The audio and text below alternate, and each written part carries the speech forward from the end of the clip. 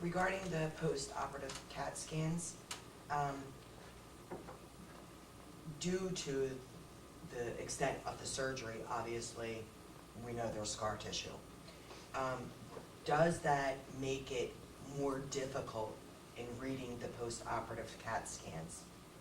For instance, we've run into a situation where Fox Chase didn't have the prior CAT scan from the surgery, so they started their baseline post-operatively, okay?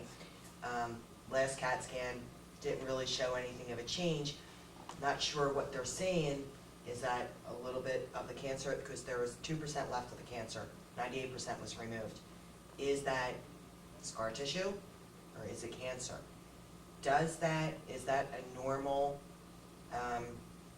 is that a red flag for us in the fact that, hey, we want a PET scan or, just looking for some direction here? Is that normal that a CAT scan becomes a little bit more diffuse and hard to evaluate because of scar tissue? I mean, CTs aren't real sensitive. Some body habitus are hard to evaluate. If there's not much fat in the abdominal cavity and it's all intestine and stool, it can be very hard to see subtle things. Okay. And I think the more aggressive or invasive the cancer, the more can be there hiding, I think, than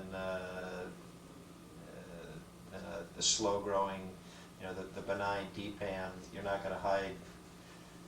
There's not going to be a clinically significant amount of material in there. If it's a very benign tumor, aggressive tumors, there can be a fair bit in there without being real evident on the CT scan. So in those settings, I'm a little more concerned if they're seeing small increments in growth. They're not. Does that make sense? I thought you said that. Yeah. But I mean, CT is just, it's not, in a PET scan is not, neither of them are extremely sensitive. I mean, if you're looking for 2mm nodules, they can easily hide in there, and when you put the laparoscope in, you can see a lot more than shows up on the CAT scan. And there has been a problem among patients over the years with local radiologists misreading our scans and having difficulty visualizing our tumor correctly. They always read, I mean, I'm 5 years out and they've never read my scans correctly ever. The only time they ever find any tumor is when I don't have any, and when I had a belly of it, they missed it completely. So when we order a scan, we put down patient has, or they know that it's a cancer patient. Right, so that's what they have done. Any little right. thing in there, they're going to label as, maybe. So it's important that your clinician is looking at the pictures themselves and comparing the different time periods to try to make a decision, which. And I think that, after any major operation like this, there's always going to be some changes, and especially in the first 3 months or so, you're going to see fluid collections and this, and we really don't mean anything. Right. That's kind of the roadmap to compare in the future. So don't focus just on this little thing done. And what we do is we actually review all the CAT scans on people and follow up every 6 months or whenever they're done. They send it to us and we review it ourselves. Because this is a disease that most radiologists are not accustomed to see. Sure. Or sometimes if you do something around the liver and they start calling that a recurrence, and in fact it isn't, because depending on what happens. So but yeah, don't focus in just this little thing that may change a little bit, and a lot is read into pathology reports that may not mean anything. You just have to make sure that there is no change moving forward.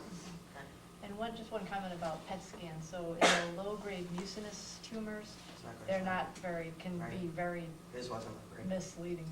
And in PET scans in the early post-operative setting, inflammation and scar tissue can show up hot on a PET scan, so it doesn't necessarily mean there's cancer. Right. So you really have to think about the type of tumor that you're looking at, and the timing of surgery and the whole clinical picture, depending on what you're. Whether you want a CAT scan or a PET scan. And then one of the other things that I've struggled with is with the signet ring cells in particular. They don't necessarily grow as discrete nodules, tumor nodules. So that's what Dr. Aaron was saying, is that you really need a tumor of a certain size for it to show up on a CT or a PET scan. And sometimes when you have these more high-grade tumors, they will grow more flat and more like a lawn, or just kind of spread out very diffusely. So they can be particularly challenging on imaging studies, unfortunately.